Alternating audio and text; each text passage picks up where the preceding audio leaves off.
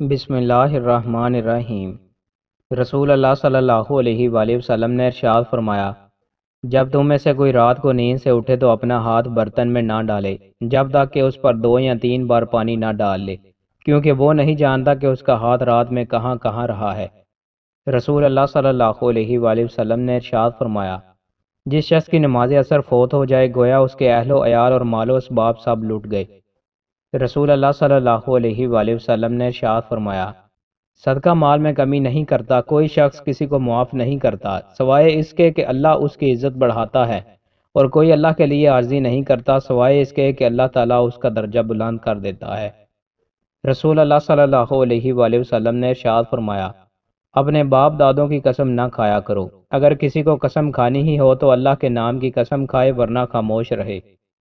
رسول اللہ صلی اللہ علیہ وآلہ وسلم نے ارشاد فرمایا، جہنم نے اپنے رب کے حضور شکایت کی اور کہا کہ اے میرے رب، میرے ہی بعض حصے نے بعض کو کھا لیا۔ اللہ تعالیٰ نے اسے 2 سانسوں کی اجازت دے دی، ایک سانس گرمی میں اور ایک سانس سردی میں۔ جو تم موسموں میں انتہائی گرمی اور انتہائی سردی دیکھتے ہو، یہی اس کا سبب ہے۔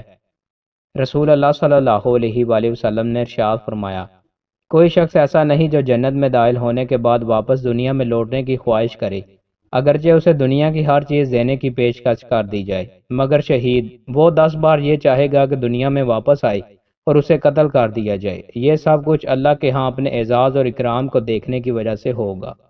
رسول اللہ صلی اللہ علیہ وآلہ وسلم نے ارشاد فرمایا، جو کسی کا کوئی عیب دیکھے پھر اس کی پردہ پوشی کرے تو وہ اس شخص کی طرح ہے جس نے کسی زندہ دفنائی گئی لڑکی کو نئی زندگی بخشی ہو۔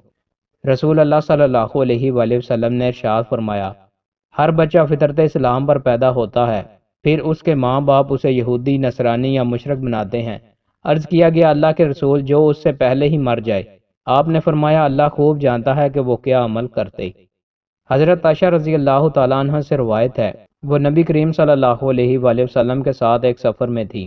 فرماتی ہیں کہ میں نے حضور کے ساتھ دوڑ کا مقابلہ کیا تو میں آپ سے آگے نکل گئی اور جیت گئی۔ پھر جب میرا جسم ذرا بھاری ہو گیا تو ہمارا ایک اور مرتبہ مقابلہ ہوا، مگر اس بار آپ مجھ سے جیت گئے۔ آپ صلی اللہ علیہ وآلہ وسلم نے فرمایا، یہ تمہاری اس جیت کا بدلہ ہے۔ دوستوں، مزید اچھی ویڈیوز کے لیے ہمارے چینل کو سبسکرائب لازمی کریں۔ بہت شکریہ۔